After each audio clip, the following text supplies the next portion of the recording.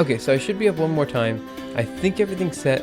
Again, my apologies for all of that mess that kind of happened just a second ago.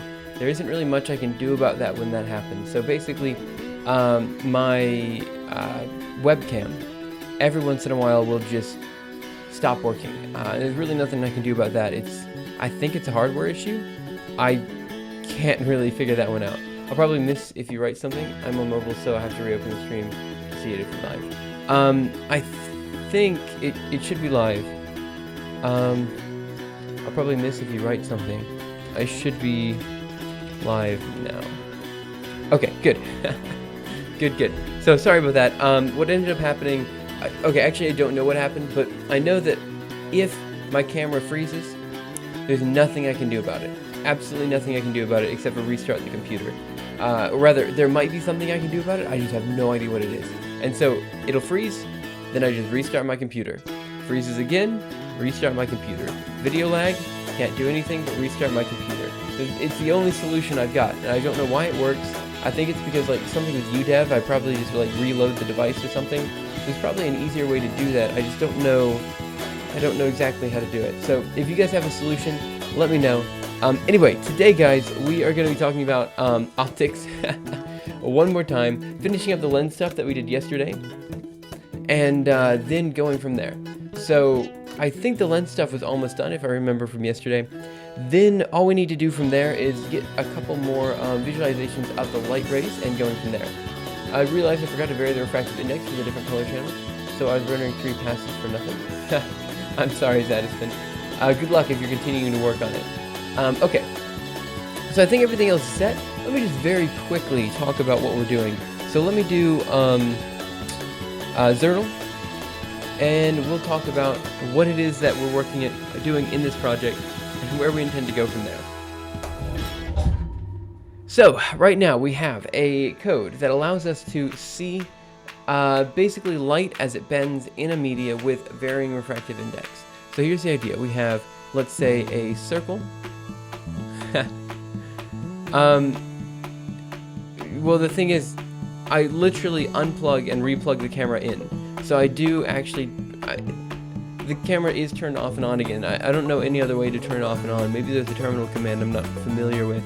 But yeah, if I plug it in or you know, if I unplug it, plug it back in, or do any of that kind of stuff, it's still broken. There's just nothing I can do about that. It's just, yeah, so I have to completely restart. Otherwise, my computer thinks whatever instance of that camera is still the same instance as the previous one. Again, there's probably a way with UDEV to fix that. I'm just not sure what it is.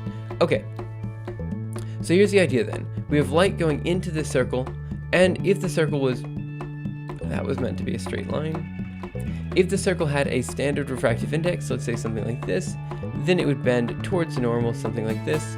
I'd come out on the other side, something like this, and then we'd have, yeah, so that's what I'm thinking, Gustron. Maybe there is a way to do that. I just don't know how to do it, so I'm gonna have to look it up at some point. I've been kind of putting it off for a while, but I should definitely do it. And of course, if we have light going in this way, it's also gonna bend towards the normal, something like this.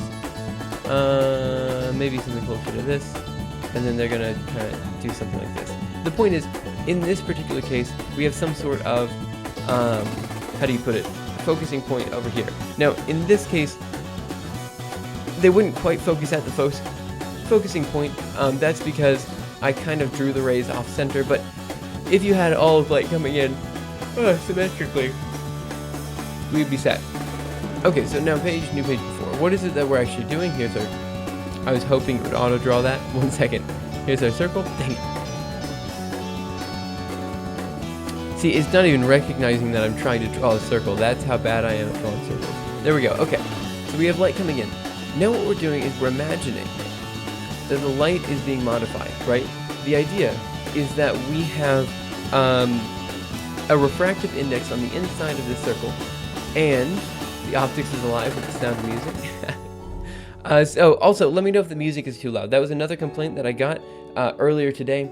I can lower the music if needed, but it should be the same levels as normal. I don't think I modified it. It's just somehow with all of the other stuff that happened with the technical glitches earlier, some stuff may or may not have broken. I don't know. Okay, so now let's imagine that we have, is it louder than normal? Anyone else think it's louder than normal? Because I can probably turn it down if needed. Okay, so let's say we have a single dot here, and we have a line coming out here so that we have some sort of radius. If we have a function that is dependent on this radius value, we can actually have the light kind of bend around the radius or move in some way that's not typical. For example, in the simulation I have right over there, we have the light going in, rotating around here, and coming out over there. So, that was a very bad drawing, but that's kind of the idea, right? We see the light bending around the center of the surface, of the circle. And this is because with a change in refractive index, okay, I might leave it as is unless we get another complaint, and we might drop it down. Although, Oxandra, I couldn't tell if that was a complaint or if you were just making the comment. Because I can probably, if I do drop it down a little bit, it's not going to be dropped down by that much, I guess. I don't know, we'll see. Anyway, so the idea is that we actually can see the rays of light bending inside of here. And this is actually really cool, in my opinion. It's incredibly cool. Now, is this physical? That's the big question. Physical? That's a good question. We are doing a physics simulation, so you might say, yeah, it's totally physical. On the other hand, it's kind of difficult to make a lens that is invisible, right? Like, there's a reason why it doesn't exist at this point.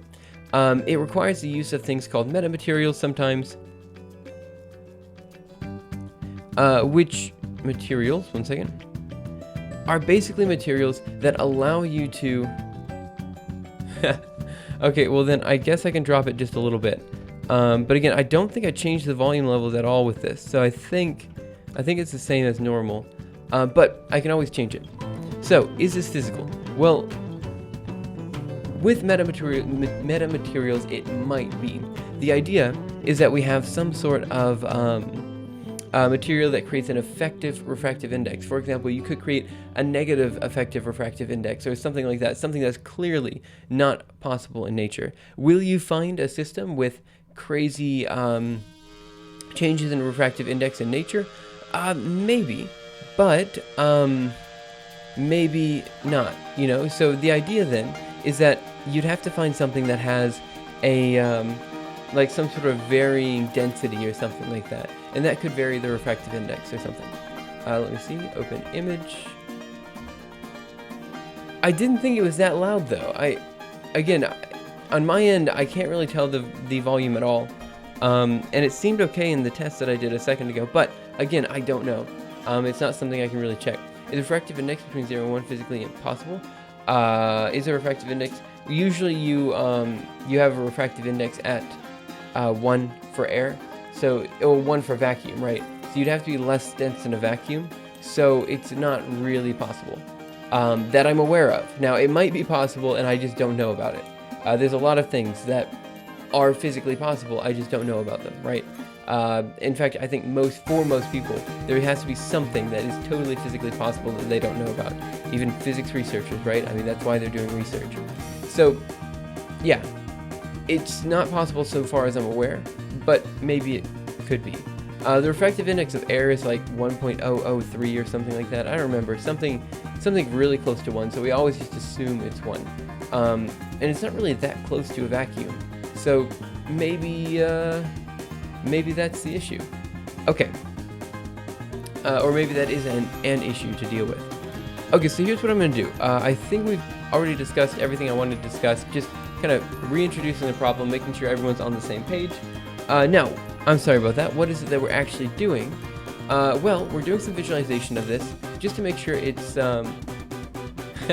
I could imagine it's possible. I'm not going to implement that in my code. I don't know what one second. A complex refractive index. I don't know what that would mean. But we could take a look at it. A little bit later. Throw everything on, guys. Okay. So now let's imagine we have our circle. There's our circle. We have light going into the circle, and it's doing some crazy things. Now, what we have down there, or over left of me. Yeah, left of me. Hey Frank, what can somebody do with optics visualization? They can visualize optics. I don't know, it just helps for understanding how different lenses work and things like that. I'm kind of just doing this for fun, right? So we're kind of waiting on the next simulation while I'm doing this too. I don't think that index of refraction between 0 and 1 should be possible. That would mean that the speed inside the material is faster than on the outside. Yeah, well it's possible. It is totally possible for the speed on the outside to be faster than the speed on the inside, right? Because let's imagine we have two media, and one has a refractive index of 7, and the other has a refractive index of 5. Refractive index of 7 is actually incredibly hard to do. I think the highest refractive index we know of is around 5, but just for the sake of numbers. Then light will be coming in here, and then it'll move faster over here, right? So that's not the big deal. I think the biggest deal is that actually scientists made it possible to move light, yeah, maybe faster than the speed of light, I'm not sure, but they definitely were able to slow it down by using, oh, what's it called? There's a very particular technique, the Hongo-Mandel effect, I think is what they used. Let me look that one up real quick. I think it's the Hongo-Mandel effect. Yeah, something like this. Let me see. Is a two-photon interference affecting quantum optics. It was described by three physicists, Hongo-Mandel, 1987. Oh yeah, compared to vacuum, you're totally right. I guess I figured I should make the distinction. Okay, now I'm sure they used this. I remember this being used, but I don't remember. 1 second. Slow. No, okay. I was pretty sure that they had used that to slow light, which was really cool. Okay.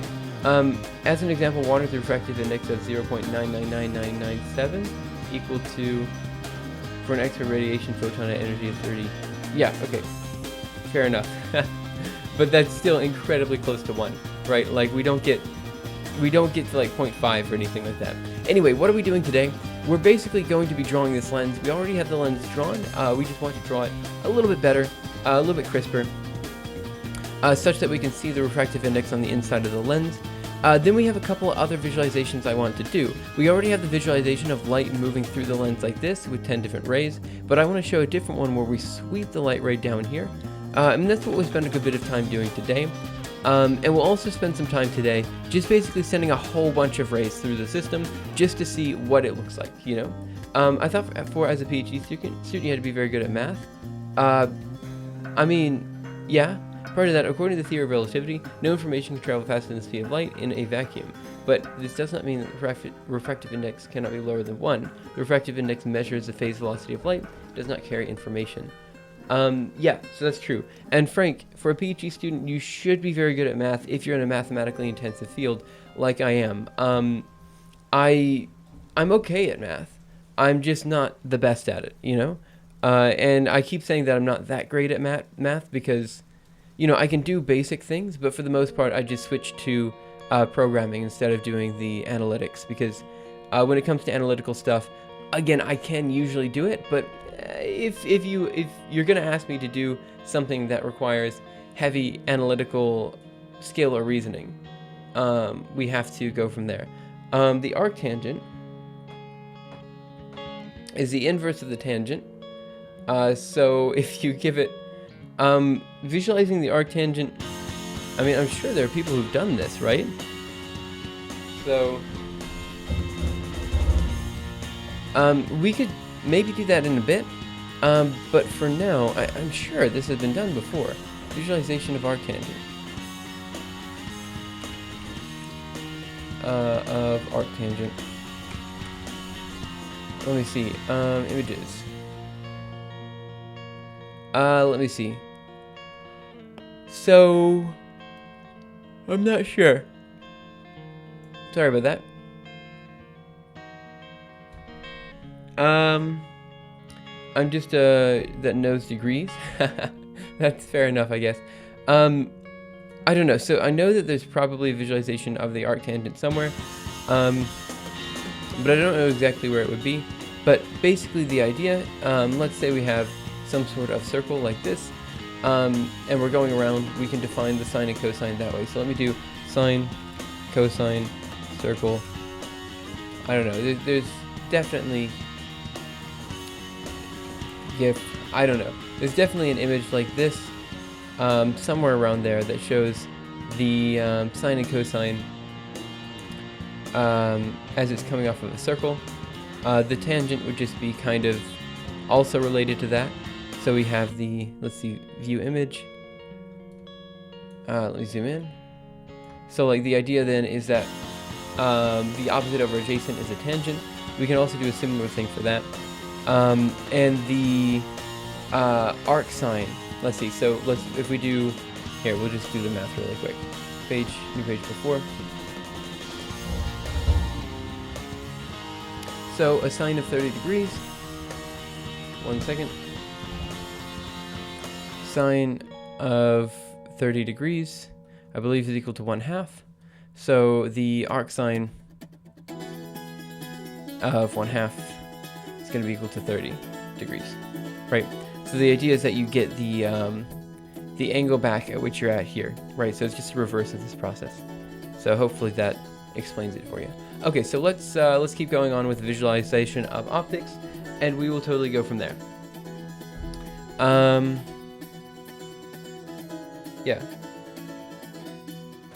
Yeah, okay, good. Yeah. 1 second. 1 second, let me think. We have secant, cosecant. Then let me think. There's also, what is the opposite of tangent? Cotangent. There we go. So we have sine.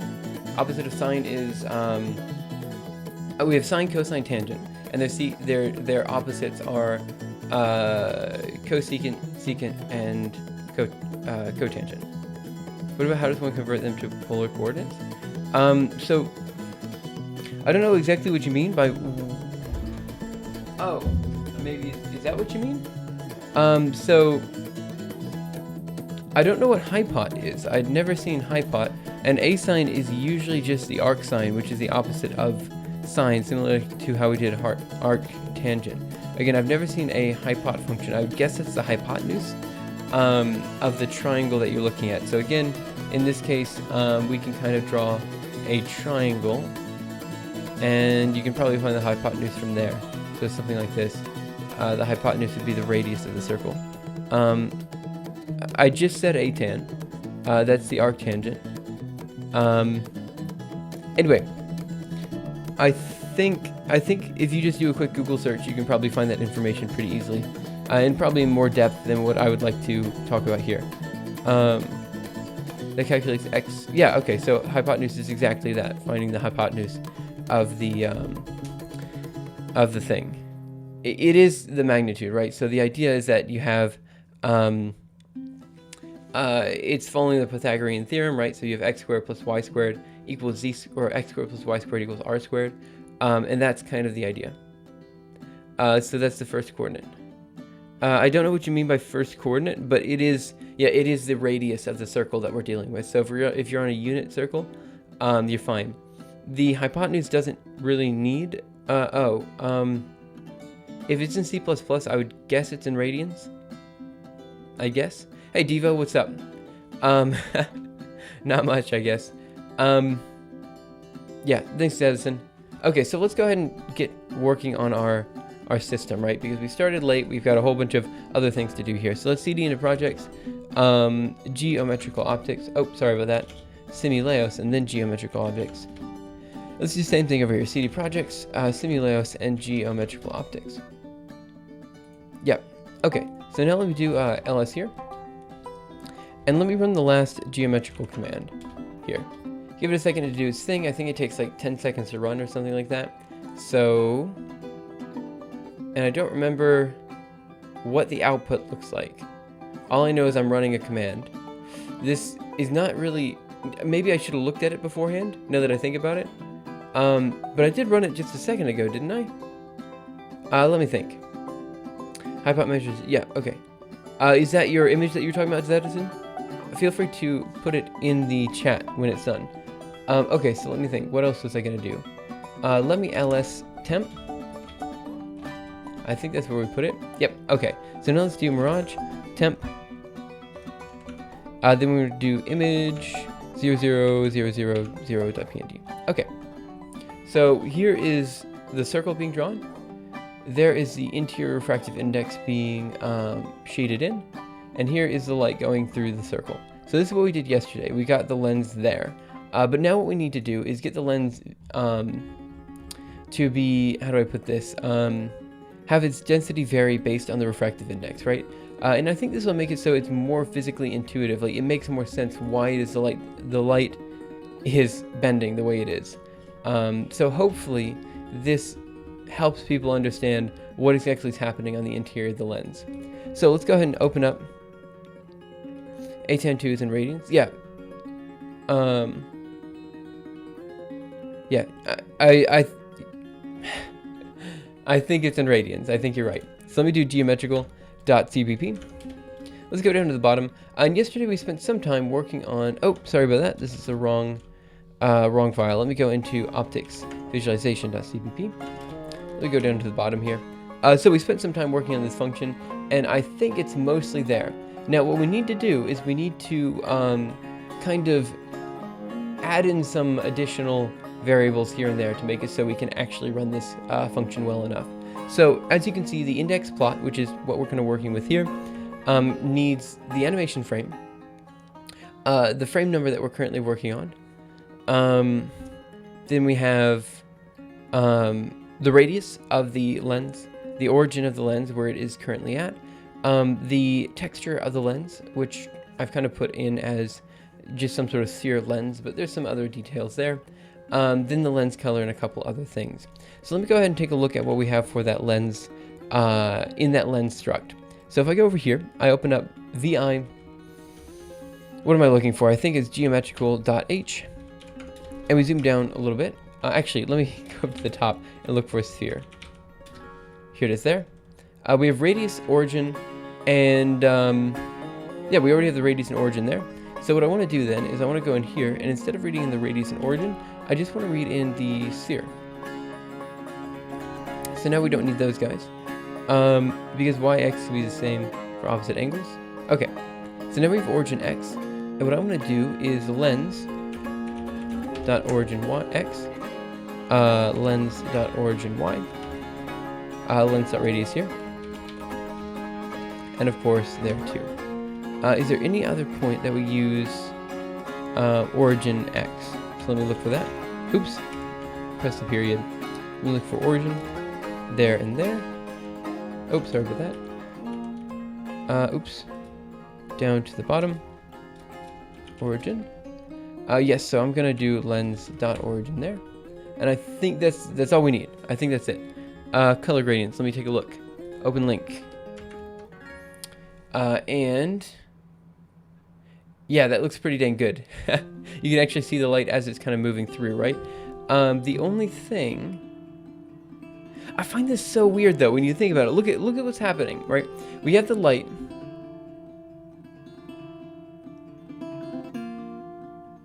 Yeah, it's just bizarre.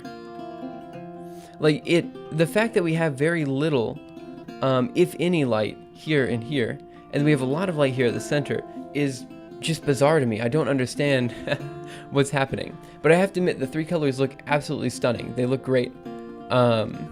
Very good job on that. Okay, so let's go from here. So we have lens dot origin. We have the location. What else do we need? I think this is all we need. So let me go up. Oh, actually, let me write this. Let me go over here, write and quit, and run the make command real quick, just to make sure that it makes. Of course it doesn't. Construct sphere has no member origin, which is weird because I thought I just looked at that. Geometrical, let me go down to sphere. Here, and we have radius, origin. Oh, okay, I spelled the origin all the way. That's perfectly fine. And, where's the other ones? Oh, up here, origin. Gin, and of course, gin. We go over here, right and quit. What else did it miss? Radius was not declared in the scope. Ah, of course. So let me go down to radius. There's one, and there's one. Lens dot. Is there another one? Lens dot. Good. Blue light travels faster through the medium due to the higher refractive index. What do you use for a visualization test? I used Euler a long time back when I wanted to visualize my aimbot math so I could understand it better. For visualization, I'll usually use NuPlot for any type of like graph or anything like that. And then I usually make my own visualization for 3D with Blender. Now when I say make my own, it's basically a lot of Blender scripts and stuff like that that does what I want it to do. But again, usually I will make a quick simulation of it and then I'll do the visualization after that. So that's typically how it works. Okay, so next, radius, so let me do lens dot, and then there we go. So let me go down to the bottom and let me make sure this makes. I think it should now. No, I apparently missed one. Let me go to 269. There we are. It doesn't look like I missed that one. I must have just forgotten to write. Let me make it one more time. Okay, this one seems to make just fine. Good, so now what we want to do, yeah, so to do like basic plotting and things like that, NuPlot is what I use. Sorry, I should have spelled it out, but that's totally right. Thanks for that, Frank. I know one guy who uses processing for a lot of fancy GIFs. I don't know what processing is, but if he's making fancy GIFs, it should be okay. So what I want to do here in draw lens is I want to, instead of reading in double radius and vector origin, I want to read in exactly what I read down there. So constant sphere lens. 1 second.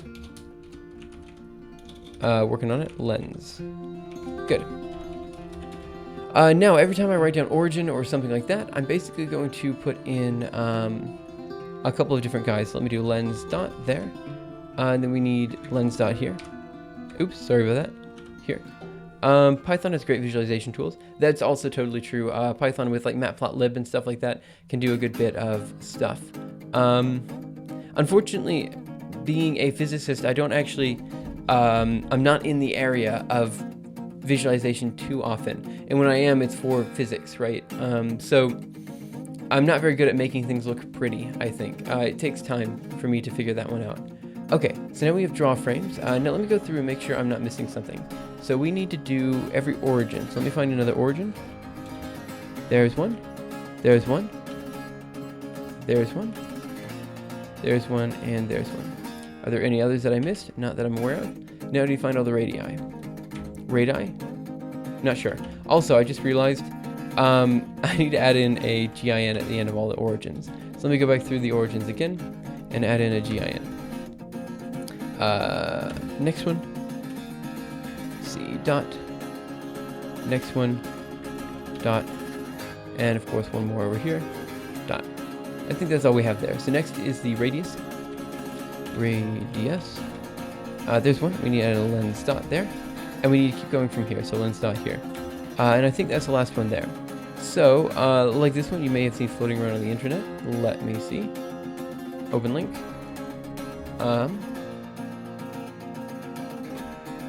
Give it a second. Okay. Oh, yeah, that looks pretty cool. So, actually, literally a minute or two before stream, I checked my Facebook, right? And then all the technical glitches happened, but that's fine. I checked my Facebook, and my grandmother sent me a message asking if it's possible for like a square-wheeled car or something like that.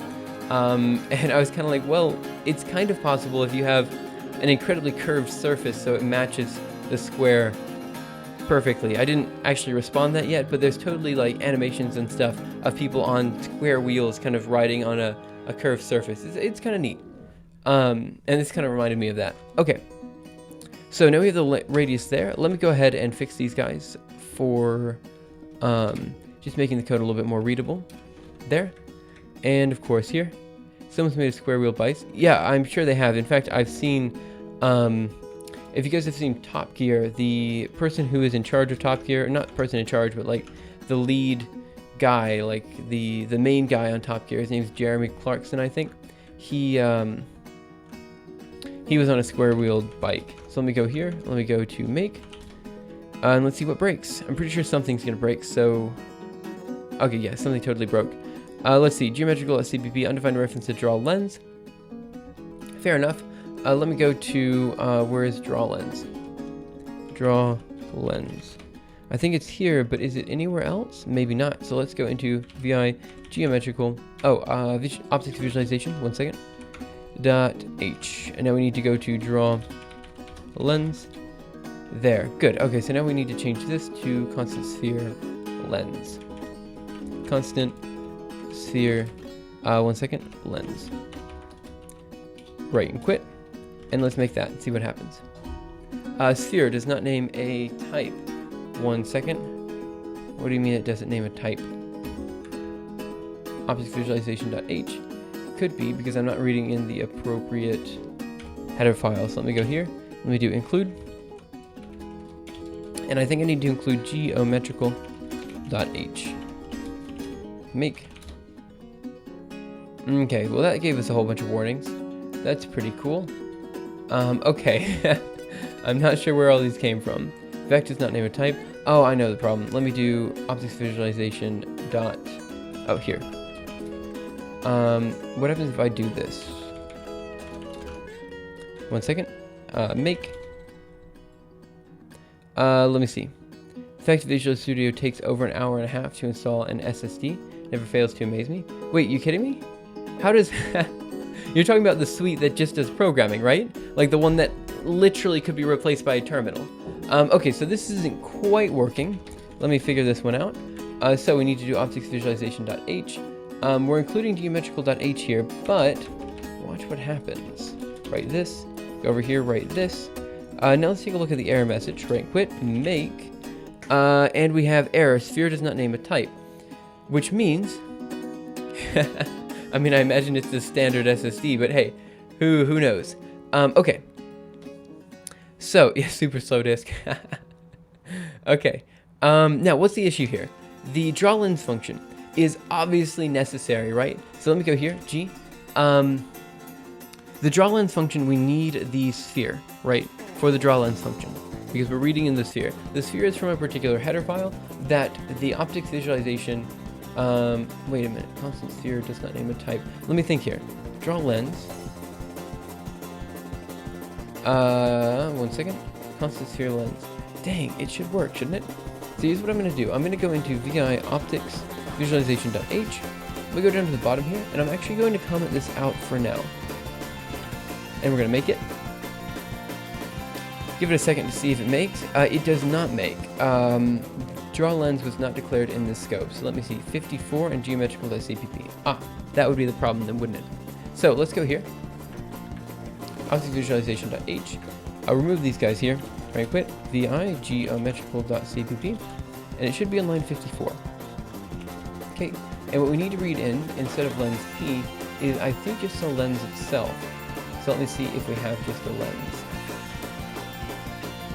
Okay, let me go up here. Sphere, lens, position, that's fine. Lens, good, we have one. Let's right and quit. Let's make it. It's going to break in the same spot as it did before. And this is what we need to fix. So it says sphere does not name a type. Okay. Again, guys, I have to mention that I usually do not, I'm just very bad with a whole bunch of random things that I should be okay with, but that's okay. So let's go here and let's take a look. I'm fairly certain that what I have to do, let me think. Let me go into the make file real quick. Optics visualization.o, geometrical.o, seems fine to me. What if we change the build order so it's geometrical first and then optics visualization? Would that do anything? I've got a feeling it wouldn't. I've got a feeling that's not going to fix anything at all. Okay, so let me write and quit. Well, we could try it. I just don't think it's going to do anything. So let me go here. Geometrical.o. Huygens principle. Which one is that one again? I always forget. Sorry about that. Like, I know it's been mentioned on the stream before. H. 1 second. You want to change bins.cpp to object. Let's see, bins, object, include. Yeah, let's change that. Let me think. Bins, CSX. 1 second. output bins, geometrical. Yeah, you're right. So let's change this to object. Write this, right and quit. Make that. Okay, 1 second. It's the justification behind single slit and double slit. Oh, yeah. Of course. Okay, so let me see. Sphere does not name a type. Invalid initialization of reference constant int from expression type sphere. Okay. Make file. Let's see what we got here. Geometrical.o. Optics visualization.o. Geometrical.h. Okay. So, 1 second. There's already... Oh. So you're saying if I remove the object line, it should be okay? Let's see what happens. So let's go down to the end here. Right and quit. Make that. Still broken. That's okay. Passing argument 3, avoid draw lens double constant int. I don't know why it thinks it's a constant int, but I'm pretty sure if we could figure out the top error, it would fix the bottom error. So initialization reference type constant int from expression of type. So let me see. Constant sphere does not name a type. Okay. Let me now go into optics visualization .h. Let's go here and let's add geometrical.h, I suppose. Include. It's included. It is defined in geometrical.h. This one right here. Make. Okay. Has no member class V. Let me see. It's a lot of errors. Vec does not name a type. From optics visualization.h from geometrical.cpp. Oh, shoot. Let me see. I think what I have to do, let me go up here. And let's do this. Let's not include geometrical.h there. We're going to geometrical.h, .cpp. And let's not include geometrical.h here. And now let's try making that. No, it still broke. Dang it. Okay, so let's go here. Remove that. Now, what do we need to do? I have no idea. Let's go to optics visualization.cpp. Let's write this. Go over here. Vi make file. 1 second. Vi optics visualization.h. And let's remove this line. Okay, so we need something that allows us to put the sphere... Oh, wait a minute. Let me go here. G? Nah, dang. That's okay. We need something that allows us to put a sphere into this header file so we can read it back and forth. Not sure exactly how to do that. Actually, no idea whatsoever. So, let me see. Yep. Yeah, I'm at a loss. If I run make, it's basically going to give us the issue. Replace the header. Replace sphere in the header with struct sphere. It is struct sphere. Let me do optics geometrical.h. Here it is here. So it's right here. That is what we're currently using.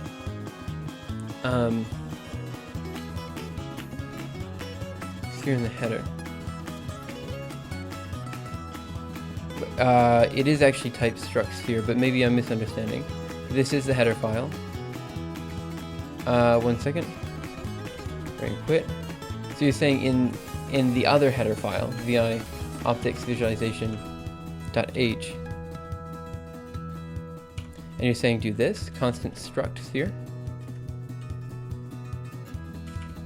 Struct.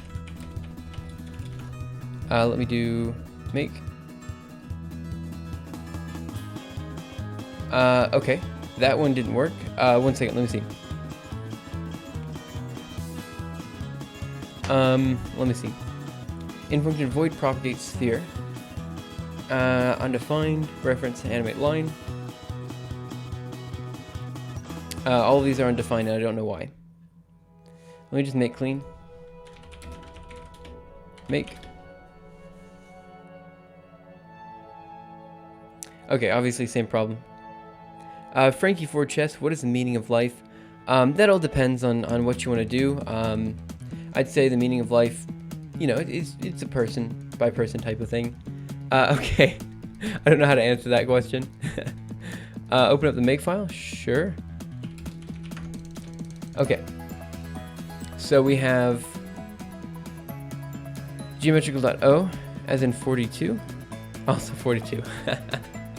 Let's see, what's line 42? Line 42 is apparently a framed surface, so if you're interested, maybe that'll help divining the truth. Not sure. Okay. So I'm not seeing exactly what the issue is here. CSX flags, Cairo flags, output bins, which is going to be geometrical, and then we go through everything. Okay, and objects are up there. Yep. So it should be set. Let me see if it makes just fine when we comment out draw lens over here. And sorry, Frankie, I obviously can't be answered. So now we go into geometrical.cpp. And let me see, what do we need?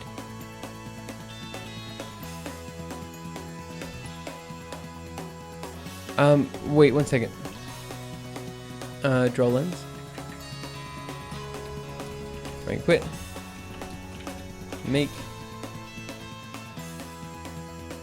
No, even that one doesn't make. Why doesn't that one make? Shoot, what did I do to get that error? Crap. This was done. I thought it would be function main. Shoot, what did I do to get that error? We just did it, like literally 2 seconds ago.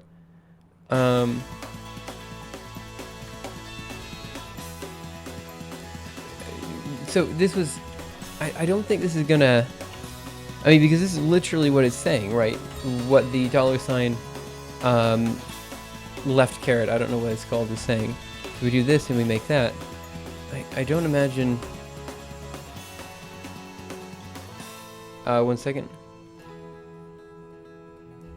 Is that actually working? Okay, I guess it worked. Let me see. So let's go into geometrical at CBP.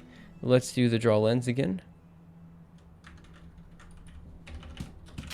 Now let me do open up optics visualization.h. Let me go down here. Let's put this in there. Right, quit. Let's cancel that. I don't think it worked. Make. Okay, maybe it did. Okay, that's fine. I was just afraid that because wait, why did it work? I thought the $sign left caret was saying, I actually don't know what that's called. Less than symbol? Yeah, I guess it's a less than symbol. I don't actually know what the actual symbol is called, but you know which symbol I'm talking about. So if we go into the makefile, I thought that was the purpose of this character down here. Now I'm confused as to what that actually does. So,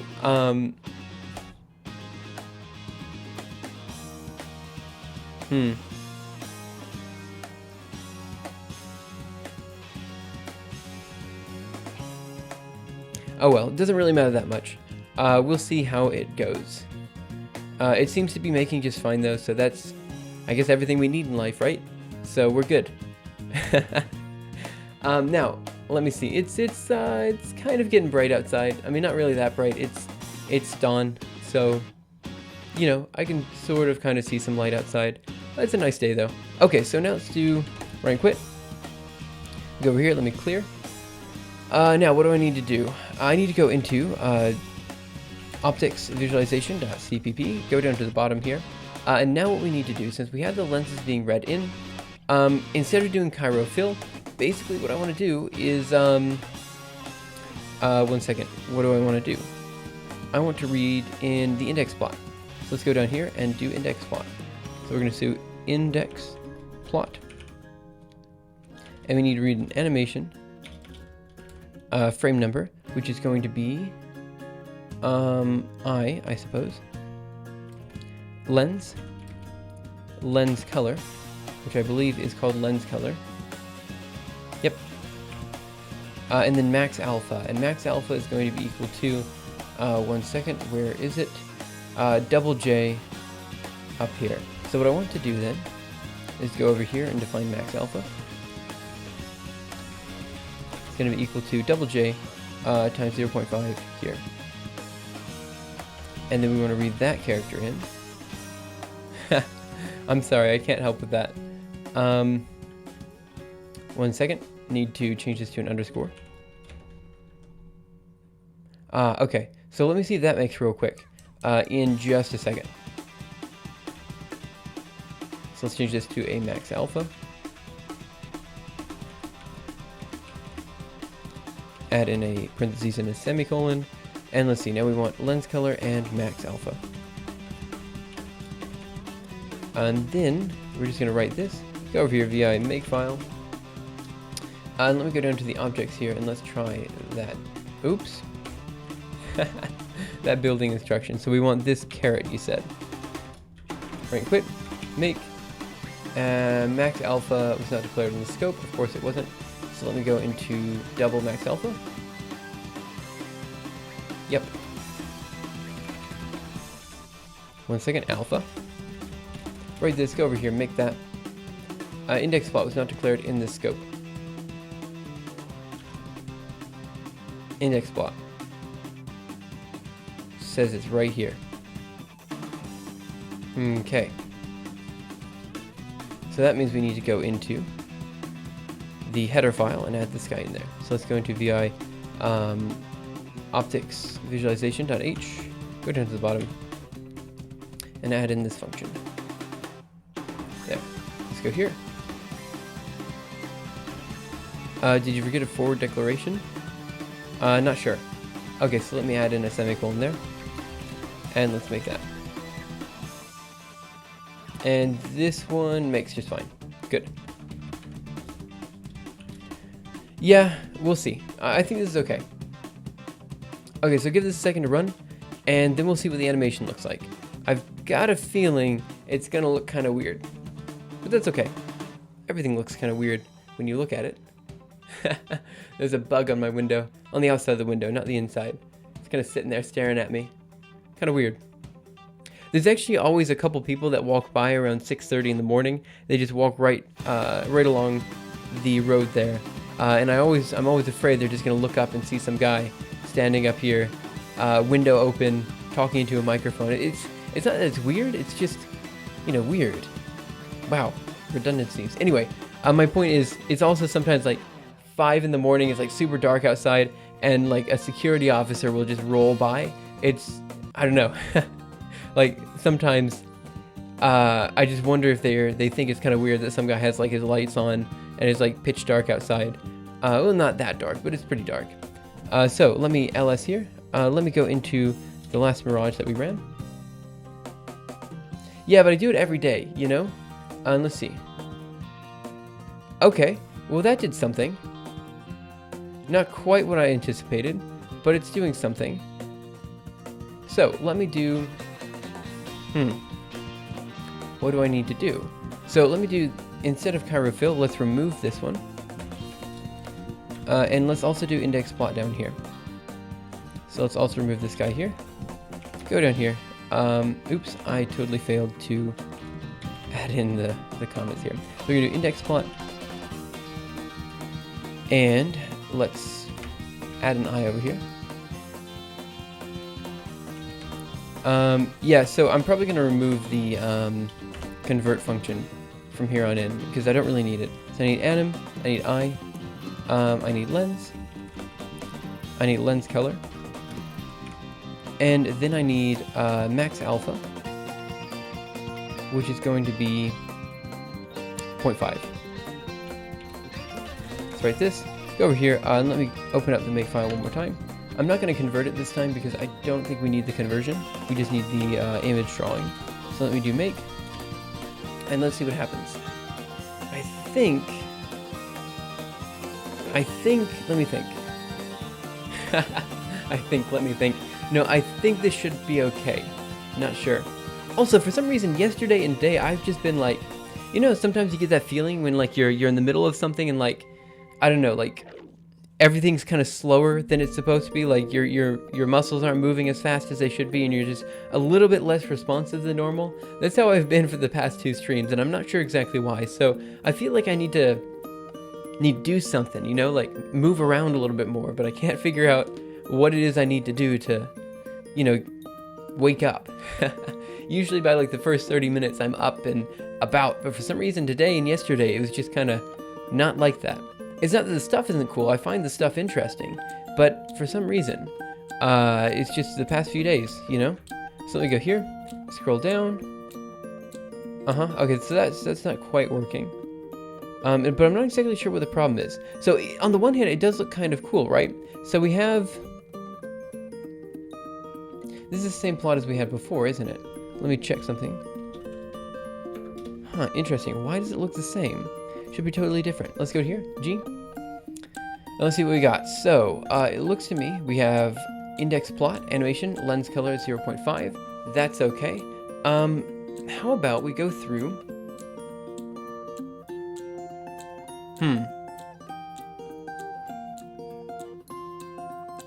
Okay, so how about we take a look at this then? Let's do... Just to make sure this is working, let's do something a little bit easier to work with. So, we have 0.5. Let me do VI Geometrical .cpp. Let's go down to the bottom and let's do a bit of an easier index of refraction pattern to mess around with. So let's go ahead and remove this line.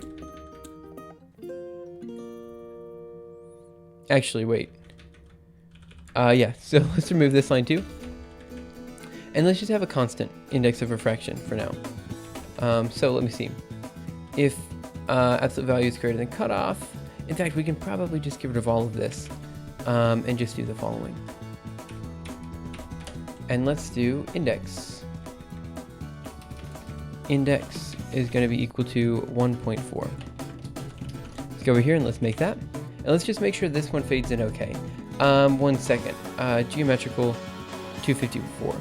Now testing the animation code is with the invisible lens to see how horribly it breaks. Good luck, man. Okay, so we have diff, variable diff set but not used. Fair enough, cutoff. 254 says we have an issue. Else, let's go to 254. Okay. Well, that wasn't quite what I was expecting. If... Oh, but obviously it is an issue. If inside of lens... Wait, how did this work before? 1 second. Oh, I see. Yep. Yep. So, 1 second, comment this out. I think I did it the wrong way. And let's go here. Index equals 1.4. Move it over here. You coming out of the closing? Yeah, I just wasn't paying attention to what the code was actually saying. Let me see. Now testing the animation. Yep. Thanks for the comment. Okay, so we'll give this a second to run. And then we'll take a look at the animation to make sure that the refractive index fades in appropriately. I think it should. I think. So we'll see what happens.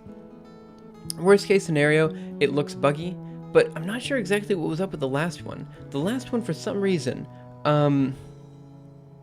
yeah, I don't fully understand what was happening with the last one. There was like, a weird vertical line that appeared for no apparent reason in that one, and I can't figure out what would do that. Now this is taking significantly longer than I thought it would, so we might look into what am I trying to say? So we might look into parallelization in a bit, but for now I think it's okay. So let's see. Yeah, see that? See that? That is not something we should be dealing with. Okay, so let's see if we can zoom in. Yeah, it's bizarre. Let me see. Yeah, so we need to figure out how to get rid of that line right in there. And once we figured out how to get rid of that line, we should be good. Okay, so this has to be in the other code. So going to VI optics visualization.cpp. Let's take a look at the function. Okay. So what we're doing here is we're drawing a basically a big square, right? And we're saying that the vertex x is going to be the origin of the circle, which should be okay, minus lens.radius. I would think that would be okay. Right, because the lens origin minus the lens radius. So what I want to do is I want to see out this value then. So let's go here and do std see out vertex dot x, new tab, and vertex dot y, end line. And let me just go ahead and make sure I remember what these are. So std see out vertices r and end line. 1 second, let me go over here. And let's see what happens. Write that. So we should get the vertices. And let's also output the radius of the circle. So let's do circle. Once again, std see out circle. Let's see origin. X, origin, y, and radius r. End line. And let's go over here and do std see out. That was coit. I don't know what that means. And then we want to say lens dot radius. Origin dot x. New tab. Lens dot origin dot y. New tab. And lens dot radius. Shoot, gonna have to put the new tab at the bottom on the next line. New line. Now let's go ahead and open up the make file, and let's not put it into dev null. Oh, it wasn't being put into dev null. Interesting. Right quit. Write this. Go over here and make that. Give it a second to do its thing, and we should see. Yeah. Okay. So I'm outputting it more than I should. Oops. That was kind of my bad. But let's see, what do we have here? We have circle origin x, origin y, and radius. So it's 300, 225, and 150. So the vertices should be 150 and 75. Yeah, that looks right to me. So that means we're going to be 150 on x and 75 on y. Good. And then we're just going through. I don't think it's short for anything. Okay, so this clearly is not the issue. We are starting at the appropriate place. Okay, so now what do we need to do? We're going from vertex x, I less than vertex x plus lens radius times 2. Okay, so this means we should be going to 300. So let me go through here and let's just output I and j. So let's do std see out I tab j. New line. Go over here and make it, and give it a second to do its thing. So we're gonna see how far it goes. So let's just go ahead and cancel somewhere, and it goes up to what looks like. Actually, I guess I could. Oh, is it really? I don't want to click that link. I've got a feeling I don't want to. So it starts at 75. That's great, and it ends at 375, which is what we want to see because it should be 150. So that means that this guy should be going from, or the eyes should be going from 150 to 450, and I'm fairly confident in saying that's probably happening. Okay, so we are going through all the pixels. That seems fine. Location x is equal to vertex x plus I. Also should be okay. Location y is the vertex y plus j. I know, but I don't know. So now we have r prime is equal to distance of lens.origin and location. Should be okay. We have a location. We have the lens origin. Yeah, that should be fine. And if we say if r prime is less than radius, the index of refraction equals the refractive index at lens and location.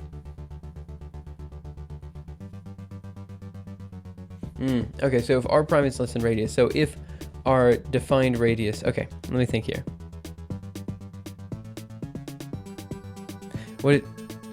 Okay.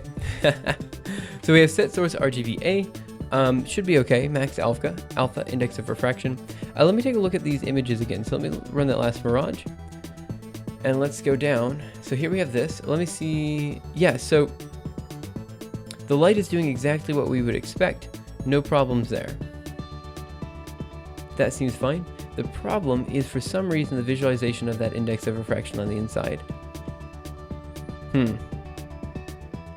At least it looks like it's okay, doesn't it? Yeah, here, let me zoom in real quick. Let's go over here. Yeah, I think it's okay. I think it looks okay. Now why is it... Okay, so let's see if there's something that's going on with this visualization. So it's all fading in appropriately, right? So look at that fade in. That fade in is beautiful. So now the issue is, for some reason, that index of refraction is not, it is just higher after this point and after that point. Now what are those 2 points? Yeah, so in order to deal with the singularity at the center, we kind of just set the middle of the circle to be arbitrarily high. Well, not arbitrarily high, we put a cutoff on it. So we said that the very center of the circle is going to be, have a value of some given refractive index, so that we can actually see the center line essentially move through. At some point, yeah, it's incredibly difficult to,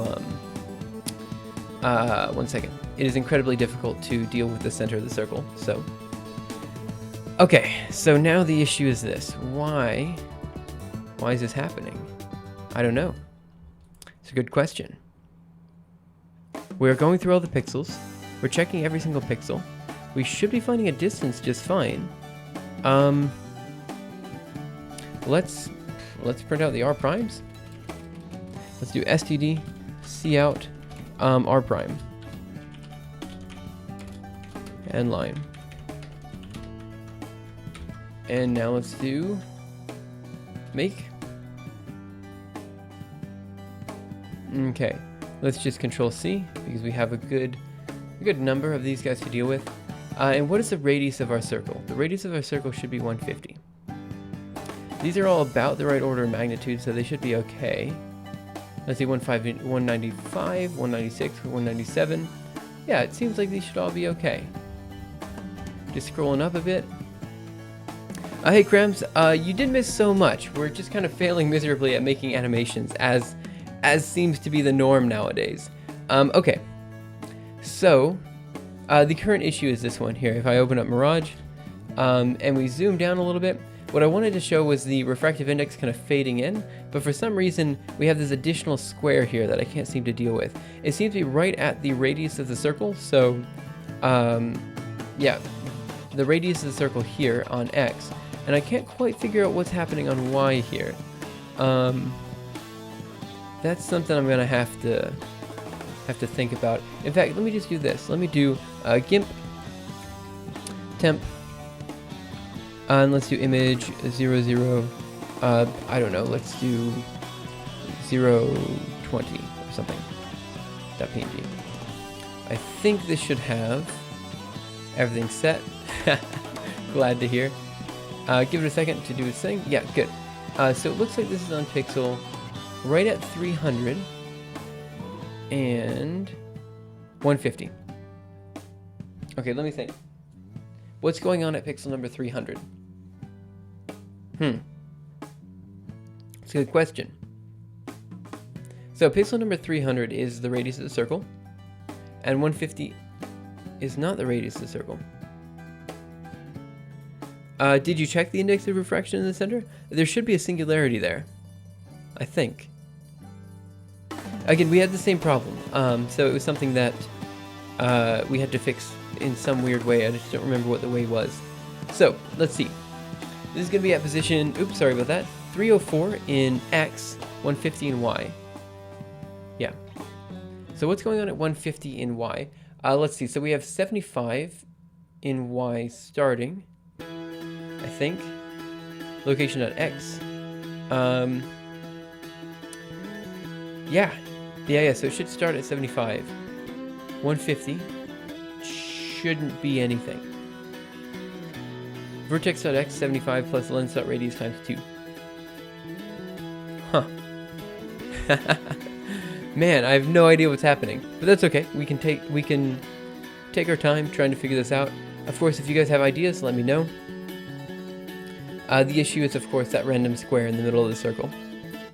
So vertex.x plus lens.radius times 2. I know it's going through all the points, we just checked that. So we have, yeah, we're going through all the pixels. That seems fine. If r prime is less than lens.radius, let's output the index of refraction at all these points.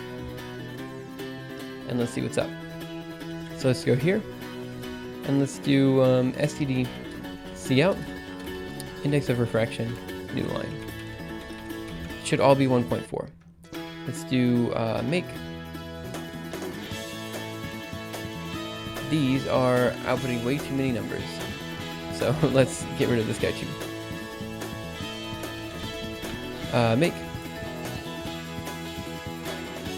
Okay, these are all 1.4. I'm seeing nothing but 1.4. Just 1.4. Which says to me that the index of refraction is actually correct. Which says to me I don't know what I'm doing. Okay, so let's DD here. Get rid of that one. Okay, so I guess index plot is actually getting the index of refractions correct. Which is good. Now let's see. We have index plot there. Animation lens 0.5. Let me see. Are we not going through? Index of refraction isn't even that high in the middle. Okay, 1 second. So we have max alpha. Should be fine. Set source RGB. A. Okay. We're not doing any Cairo fills. Just index plot. We're doing I. Where I is going to be the frame that we're currently on. Sure, good. We have the lens being read in. We have the lens color being read in. We have 0.5 being read in. Yep. It has to be a problem with index plot, right? What else could it be a problem with? Okay. But we just checked, and all of the refractive indices are definitely 1.4 every time it goes through. So now, I guess my question is, are we actually hitting? No. Let's see, what are we hitting here? Let's do IOR times max alpha. Let's see, max alpha should always be the same value. We didn't modify that. It should be, yeah, we're reading it in. So we're reading in the max alpha. And let me see. If we're reading in the max alpha, that's not being modified at all. Index of refraction times max alpha. So it's going to be 1.4 times 0.5. 1.4 times 0.5 gives us 0.7. I don't see any problem with that. Okay. So now what else could be a problem here? Let's go through and let's say if r prime is less than radius, we go there. But I also want to output some other information. So let me see. Let's output if location dot x is greater than, what did I say, 300? And location dot y is greater than 75. Or was it 150? I want to say it was 150. And we also output some information here. Oh, actually, I should probably do it this way. Let's grab this number. Go down here. Pop it there. DDDD. And now let's say STDC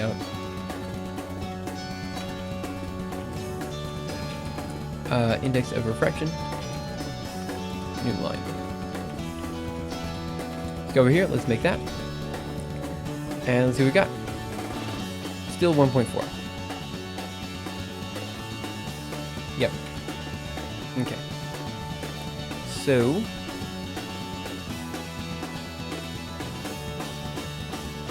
let's remove these lines or comment them out.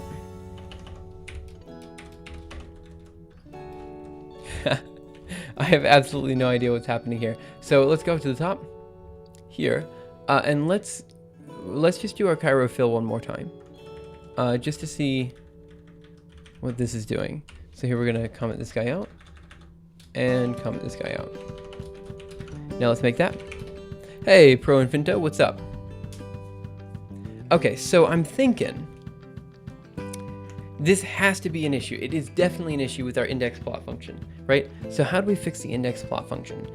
Well, we have to figure out what the problem is first, and that's for some reason not obvious. It should be obvious, but it's not. So that's something we have to kind of look into, I think. And we'll see exactly how horribly bad this is in a second. So let me do Mirage here. Let's scroll down. Yeah, so that was nice and clean. Yeah, that one looks pretty good. Nice and clean. Okay, what's the next one then?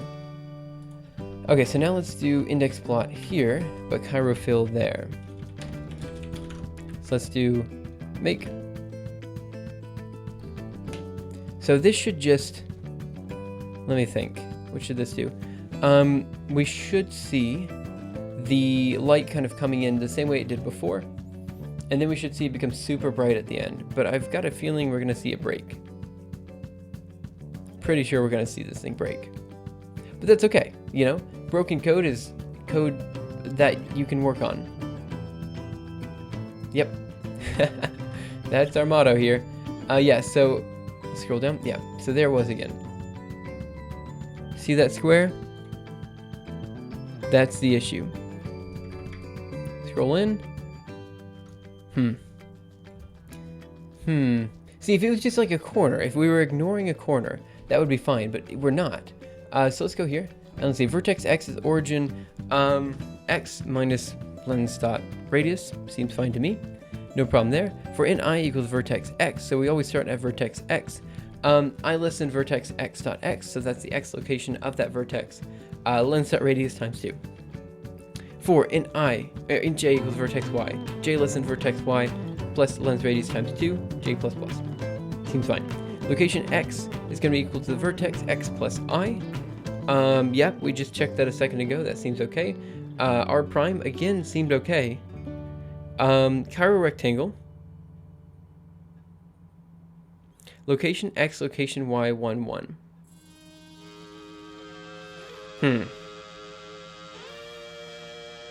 Maybe there's an issue with that one. What happens if we just increase this number? Instead of 1, 1, we do like 10, 10 or something.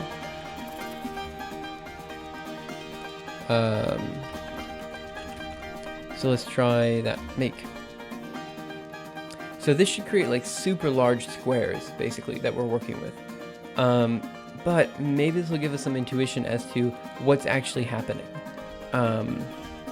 Because it should be basically changing every pixel, right? We're creating a rectangle that is a size 1, 1.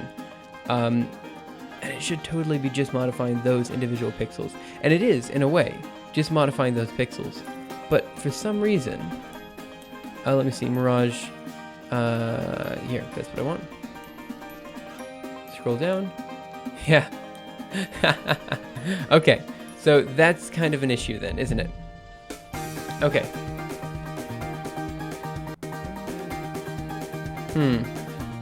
It seems to me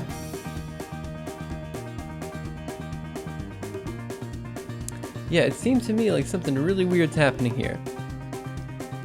Okay, so we were going pixel by pixel before. That's fine, but for some reason we're doubling up on these pixels. That's the issue that we need to fix. So I think then, there's something probably wrong with this statement here.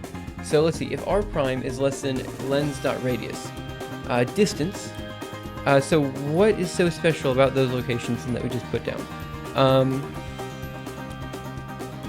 Let me think.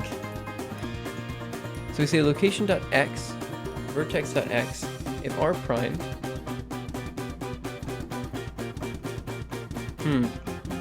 What happens if we flip these two? So let's say we do location first and then lens.origin. I don't think it should do anything, right? It shouldn't. But let's see what happens, just to make sure. So let's do make.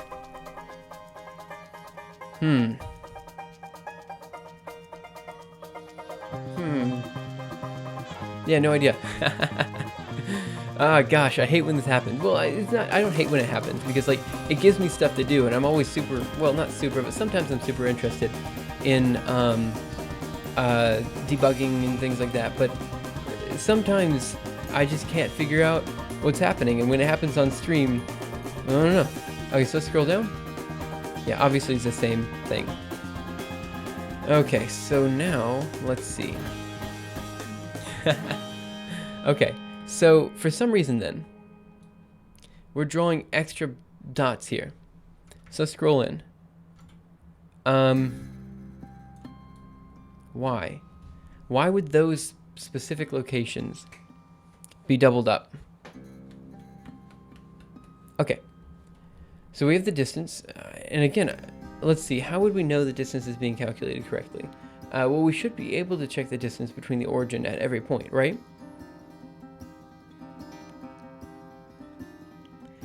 So, let's see, if r prime is less than lens.radius. We just found the distance.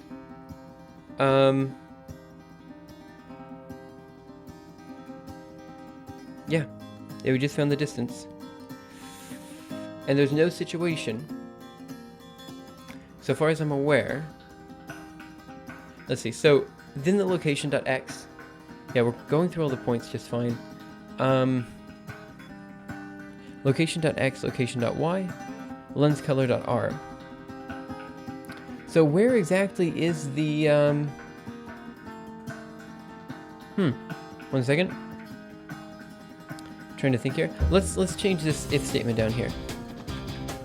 dd, and let's say if location y is less than 300 here, or less than 150.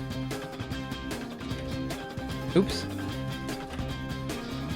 And let's not only output the index of refraction, let's also output the location.x. Location.x, new tab, location.y, new tab. Good. Let's write this, go over here, and make. Index of refraction, expected, of course you did.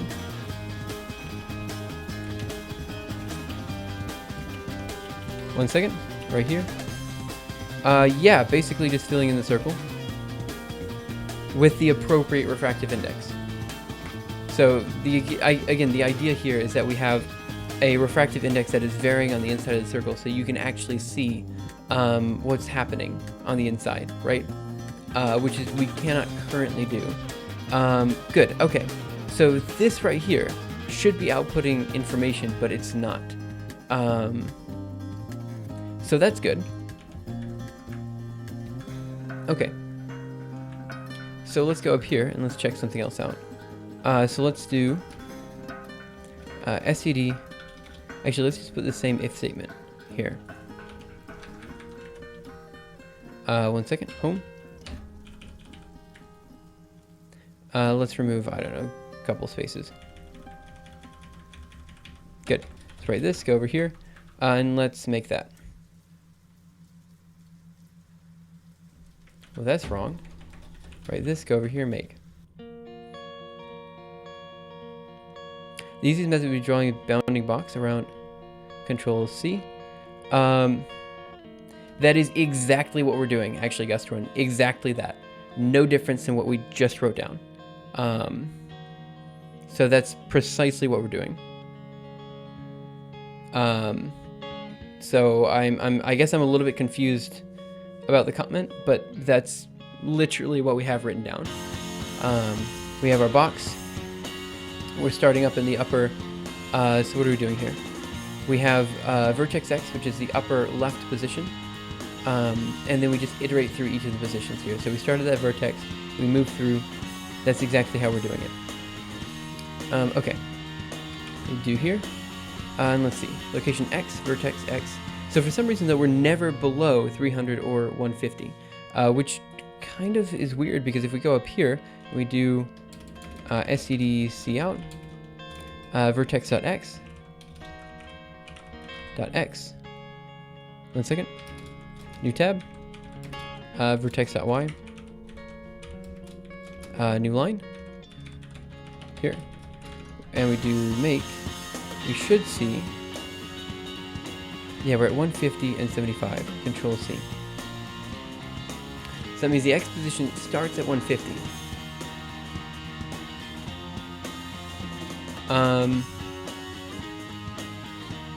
And then also 75. So it should be, and we just checked it, it is clearly starting at 150 and 75. At least it was a second ago. So I guess we're just going to go down here and do, I don't know, I don't get this. STD, cout, location.x, new tab, location.y, end line. Make that. Okay, let me see here. This is dramatically different than what we saw just a second ago. What the heck happened? What? Eyes less than vertex X. What? We literally just checked this. Like, you guys saw it on stream like 20 minutes ago. We checked this. And for some reason it's starting at 300 and 150 now. That, what? Okay, so location X is equal to vertex X plus I. Okay. We're starting it at vertex X. We just wrote it out. It was 150. Say I is equal to vertex X. I less than vertex X plus lens radius times 2. So for some reason, this is not doing what it said it was doing. At least I thought it said. I swear. Location X should just be... Yeah, you're totally right. It should just be I. I don't get it. I swear. Yeah, so that was the bug then. I'm sure that'll fix it. So let's go ahead and remove all this. Remove all this down here. Good. Remove that. Yeah. Thanks, Gustron. For some reason, I couldn't see that. Now, it seems pretty obvious. This should work then. But I swear we printed it out a second ago. Oh, man. I'm sorry about that. That was like 20 minutes of me just not seeing that. But yeah, once this is done, I'm pretty sure we'll see an even fade in, and then we can go from there. So let's take a look. 1 second. It's the last mirage. Here. Go in. Kind of what we want to see. Yeah, almost there. So let's go down here. Let me change this from 1010 to 11 again.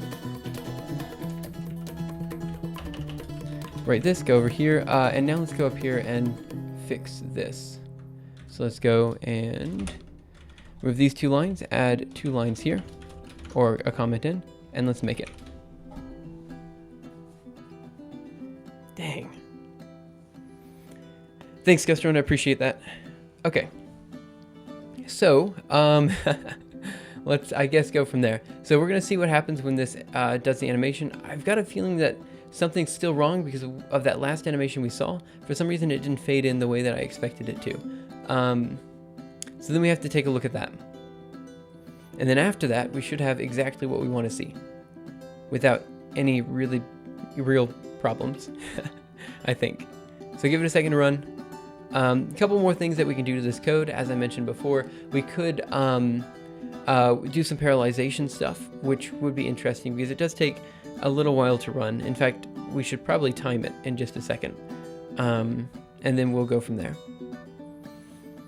So, how is everyone, by the way? I don't know how many people are watching.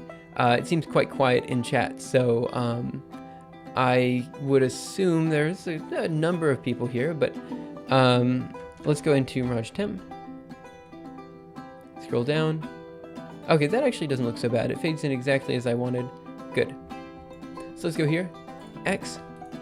Good, I'm glad. Flappy RT. Lurking, no problem. I'm sure lurking is fairly common. Yeah, so I totally agree about the ray tracing being parallelizable. So let's go into geometrical.cbp. Let's go down here. And let's see, I want to do this. So let's go ahead and remove this line, remove that line. And what other line do I want to remove? I want to remove this line over here. And actually, I realized I want to do this there. Oh, no, I want the invisible lens formula. Let's see here. Let's go there. Oops. 1 second.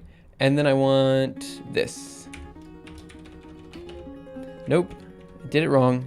That. Just came back home, still catching up with the day. Seems perfectly fine. I mean, it's actually quite late your time. Isn't it about midnight? It should be, what, 11:40 or something like that. And you just got home? Well, I guess it was a long day. I hope future days are not as long, I guess. I don't know how to put that, but yeah, it's like midnight for people in Europe, I think. And I think a lot of my viewers are from Europe, which I don't know if it's atypical for Twitch or not. I wonder if Twitch is more, how do I put it, American-centric or not. And actually, I hate using the word America to represent the US. I know a lot of people use it, but it kind of bugs me because I'm like, there's all these other countries in North and South America that could be represented by the phrase America, right? So anyway, that's a complete side point. But in Japan, America means the US. So yeah, that's what I thought, about 11:40. Okay, give it a second to run. It's taking a little bit longer than normal, and I'm not sure why. In fact, it seems to be running slower today than it was yesterday. It seemed like it was running perfectly fine yesterday. And by perfectly fine, I thought I remembered the stuff taking like 10 or 20 seconds to run. I think the visualization of the refractive index, it takes up a little bit of time, I think. I mean, obviously it has to, right? I mean, we're doing a whole bunch of different checks. So I suppose maybe that's the issue then. Yeah, this definitely would slow it down a good bit. So maybe there's a way to save it as a texture instead. So let's go here. Let me do Mirage Temp. Let's scroll down. Okay, so that actually kind of looks cool, like right here. See? Like that. That's what I want. Something to fade in, like maybe something like that. But then it fades in too much. And now it doesn't matter anymore. Okay, so how do I want to fix this problem? What I need to do then is divide by a particular number. So, what's the best way to do this? I don't know why I came home, watched programming stuff. It's like I don't get enough throughout the day doing my research. Yeah, I know the feeling. Like, same thing happens to me. Sometimes I'll just be lurking on like someone's random channel or something like that, just because it's there. And it's something that I understand pretty well. It's like, you know, I always have to kind of relate it to gaming on Twitch, but it is kind of a lot like gaming in a way. You know, you can spend your entire day playing video games, and that's fine. Well, it's not, it depends on who you are, but let's say you spent your entire day playing video games. It's different than watching someone play a video game, right? And for me, I can usually watch as many people play video games as I want, but I have trouble like playing video games for a very long period of time, you know? I feel like it's kind of the same with programming. I can do programming pretty much all day, but there's something different about just watching someone do something, you know? And that's something you get on Twitch that you don't get in other places. Okay, so now what I need to do, sorry about that, is go into opticsvisualization.cpp. Let's go down here. Now, I've got a feeling that the reason this is so, how do I put it? This is so big in a way, like this takes so long. See here, let me just time geometrical. Let me do time /geometrical. And let me see how long it takes. It's probably going to take like 30 seconds to a minute, I think. And I've got a feeling the reason it takes so long is because for every single one of these frames, we have to go through every single point in the circle. I thought about streaming some programming. I just need to design some research before that. Yeah, so that's the thing. Like, for me on this stream, every single day from 5 to 7 o'clock a.m., I'm streaming, right? Well, most days. Again, I miss every day or a few days every now and again. Gosh, I miss a few days every now and again, but for the most part, I'm here. And the truth is, you don't. Yeah, that's what I was thinking. The truth is, it's really difficult to have content all the time, you know? Like, you just kind of, you stream until you're out of content, and then you just kind of make stuff up as you go along. That's kind of what I've been doing. It works okay. Yeah. That's exactly what I was thinking about doing, Gustorn. In fact, we should probably do that next time. I just want to see how long it would take to do this, the timing. So what we need to do for that then is return back, I suppose, just a vector. Yeah, we should probably just return back a vector. I think that's okay. So it took 1 minute and 18 seconds. Yeah, that's exactly what we need to do then. And besides, if we have it as a separate vector, we can also do a normalization, which is good because we need to do normalization. So what should we do? We should probably return back a vector of doubles then. From here. So let's do vector of double. Index plot. It should be okay. Now we're going to return back the vector at the end. So how are we going to do this? Let's go ahead. We need to create the vector of the appropriate size. Now what is the size of this vector? The size of this vector is going to be, let me think. It's going to be, should it not just be the lens.radius times lens.radius? So it should be the radius squared. Yes, that seems right to me. Radius squared. Yep. Yeah, I think that's right. Okay. So we're going to have size of radius squared. Now, can we create a vector that is of that size? I don't know. Let's see. Let's go down here and let's call it a vector. Vector of double. And I guess we'll call it, what should we call it? Index. Cairo support radial gradients. There should be no reason to have it evaluate on a per pixel basis. Let me think. Yeah, so Cairo does support gradients, but I don't really know how to do this in Cairo. So let's do new page before. If we had a circle here, it was supposed to be a circle. If we have a circle here, and we have the radius of the circle here, and we have some sort of weird gradient that looks something like this, you know, it could be radial, sure. Quantize the refractive index at n steps, and then apply a radial gradient with that many steps. I'm not sure I fully understand what you mean. So, quantize the refractive yeah, I'm sorry. I'm not very good at drawing. But, like, if we have some sort of crazy refractive index that looks like this, sure, it might be a function of r, r and theta, maybe. But, like, I don't understand how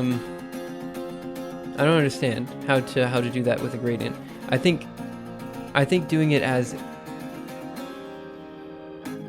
yeah. I think honestly doing this this vector with all of the refractive index, gosh, all of the refractive index values in it, I think that's probably the best way to do it. Just because I think it's a little bit easier to work with, in my opinion.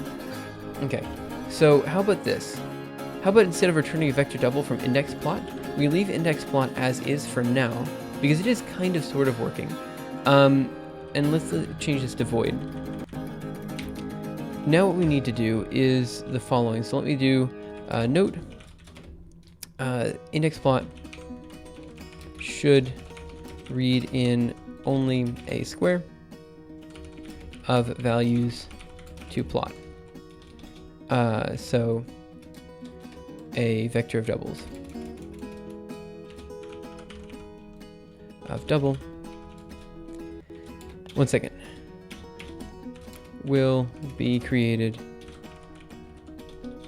in a separate function.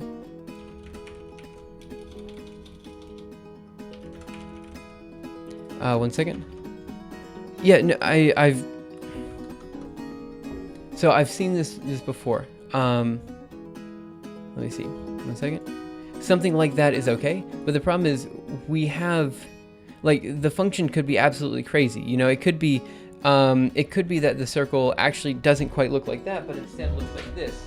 You know, so what if it's not? What if it looks like this? So new page before, we have our circle. I can't draw circles for some reason, guys. It's just not drawing circles. Anyway, so it could look like this, where only half of it is colored in, you know? So I don't know. It kind of depends on a number of things. And I can't really say what it will and will not look like beforehand. So It just so happened that the invisible lens looked a lot like that one, but this one in particular, I don't know. So we have void index plot. Let's create a new function, and this new function will be function to create function to create function to create a vector of double for index plot function. Okay, so we're gonna say void, or sorry, vector. I guess I need an std vector of double, and I guess we'll call this create index. What should I call it?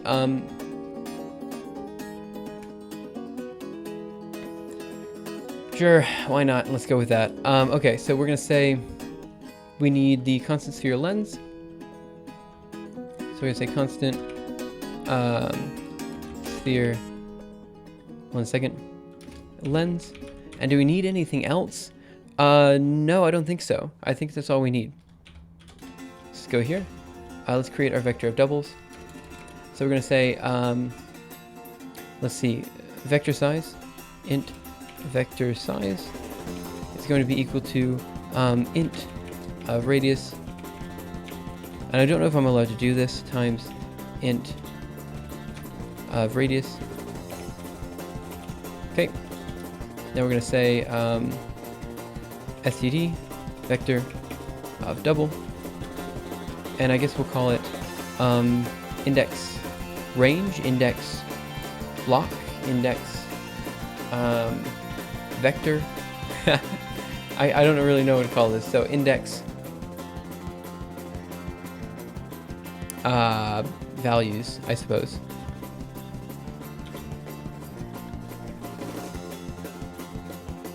Yeah, I'm not sure. How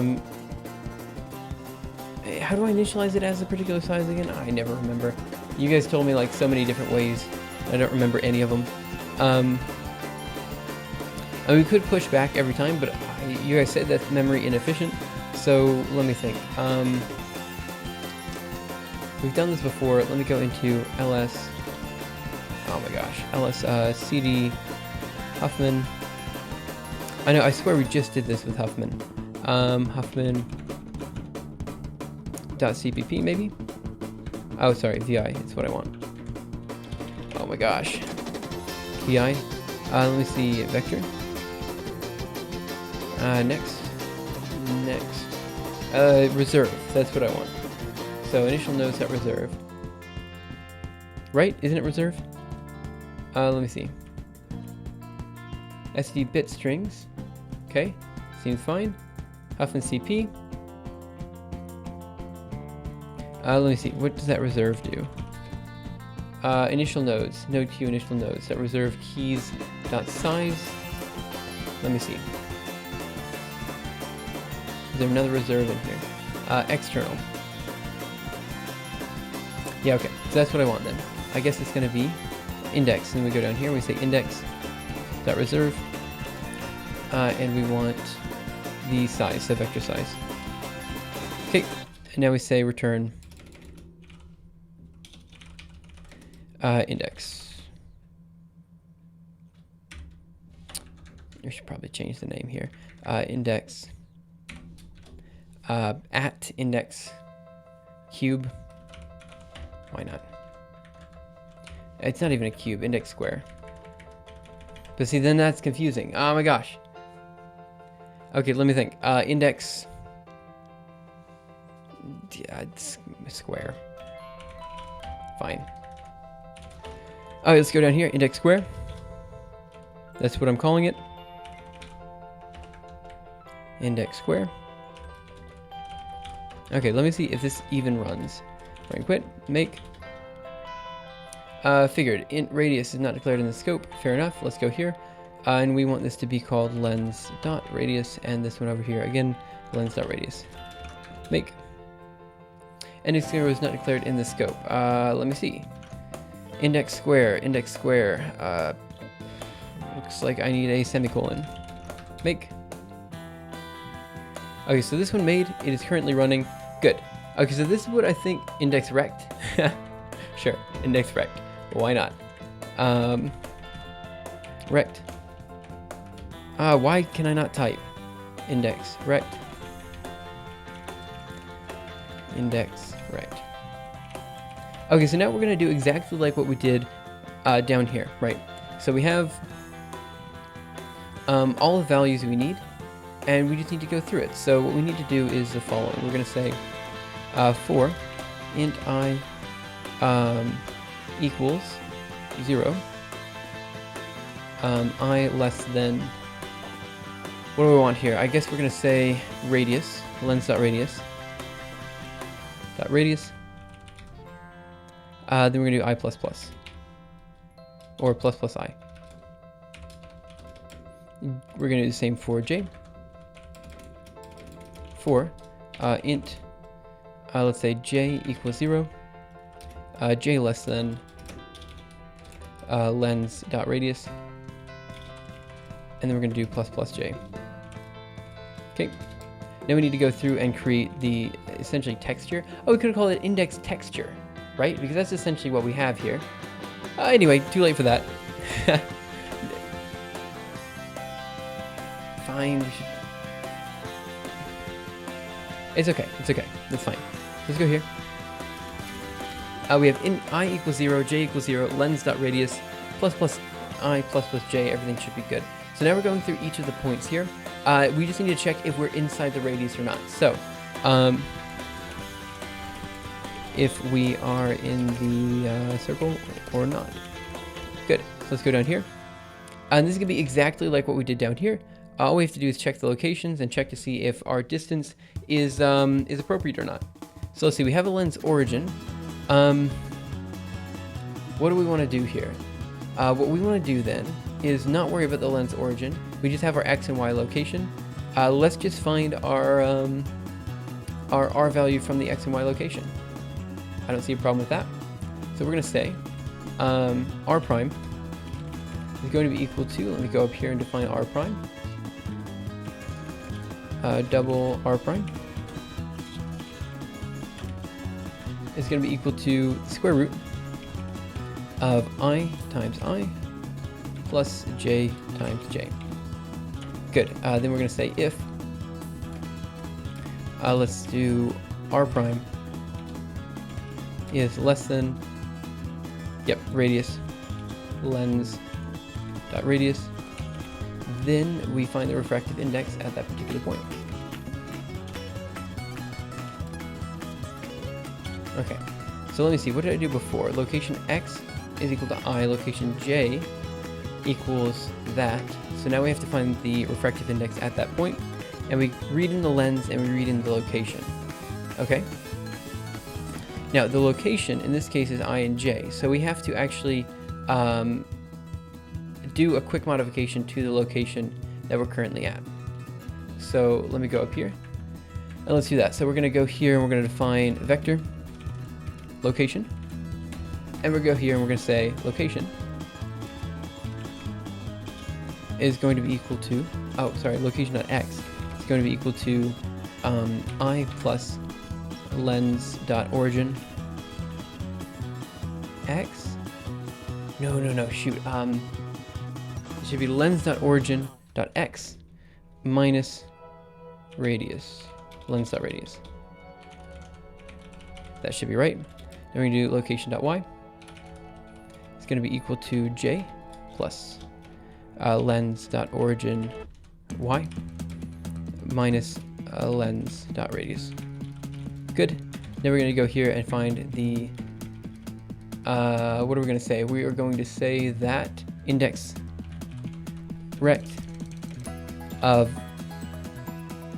now we have to do the appropriate index. So we will say, one second, let me think here. It should be I. No, it should be j definitely. Let me see. It's going to be equal to. One second. The index needs to be modified. I know that. So let me do refractive index at, and we're going to read in the lens, and we're going to read in the location. Now, what do we need to do here? It needs to be, J is going to be, I guess, down this way. So the J that we're going on. Now, what do we need for I? I should be, is it just I plus J? No, that's not right, because that's ambiguous. So it should be I times radius plus J. So I times radius plus J. And I think I need to turn radius into an integer. And shoot, it should be 2 times radius, shouldn't it? Yeah, it should be 2 times radius.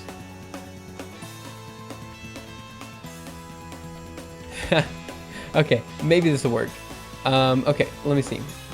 I times 2 times radius plus J. There we go. Let's write this. Let's make that. And then we'll check to see if this works. Radius was not declared in the scope. Of course not, because it needs to be lens.radius. Is equal to refractive index at lens location. Nothing I can do about that one. So let's pop this down here. Okay, add in some spaces in here. So let's space there. And good. Let's go ahead and make that. See if it makes. Okay, so it seems to get kind of far. We are currently about done with the visualization of the refractive index on the inside of the circle. However, I think this is about the time I'm going to go ahead and end the stream, leave it as a bit of a cliffhanger for tomorrow. We've got a little bit left to do. Obviously, we need to finish creating the texture. Let's see, create vector double for index plot function. And this is actually going to be creating a texture. So we probably want to rename that tomorrow. Note, possibly rename to index texture or something. Wow, I don't even that was not even correctly. Okay, let's write that. Okay guys, it's 7:02 in the morning. This is about the time I typically end the stream. Everything seems to be going okay. Again, we have the visualization kind of sort of working. So let me go here to the last mirage that we have over here. So mirage, and you should see, yeah, so we can see the index of refraction kind of sort of, I mean, like that, for example, looks pretty cool. So what we need to do is get that texture, normalize the texture, and then after normalizing the texture, we can then throw it into the index plot function like we had before, modify that, and then we're set for this. The moving of the rays and stuff like that shouldn't be that big of a deal, so we'll see how that goes. I think that should be okay. I don't think that should take too long. We're just gonna make the rays really thin and add in some alpha values to that. Now we might need to do some parallelization, which again, I think we'll just use OpenMP for. It shouldn't be that big of a deal. So we'll see what we need to do from there. At this point, I like how this looks, you know? It's getting there. It's not quite done yet, but it's totally getting there. And I think it's gonna look pretty dang good in the end. Yeah, I like that. Okay, so let's go ahead and write and quit here. And that's gonna be it for today, guys.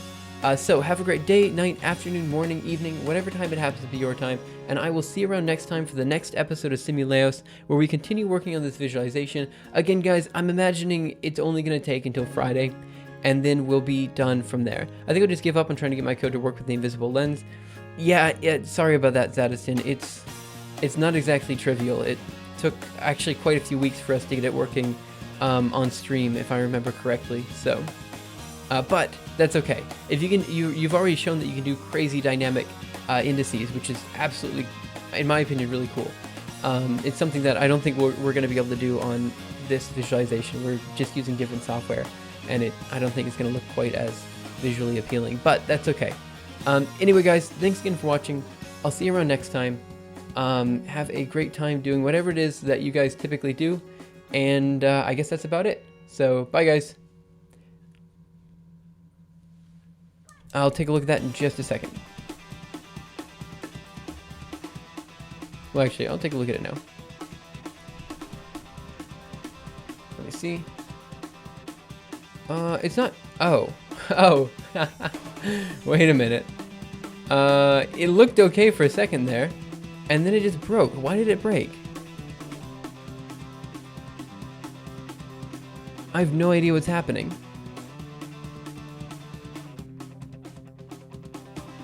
Well, if you want to keep working on it, good luck. I don't know how to fix it. No idea whatsoever. Stay open. I'm just about to end the stream, but I use Arch Linux. Thanks for coming in. Unfortunately, yeah, I'm heading out right now. Again, I stream from 5 to 7 o'clock a.m. Japanese Standard Time every single day, so I'll be available at the same time 2 hours before. At the same place, basically. So same place, 2 hours before right now. That's about it. Okay, so now I'll see you guys around. Have a great day, guys. Bye, guys. Desktop environment is OpenBox. Okay. Thanks again, guys. See you around.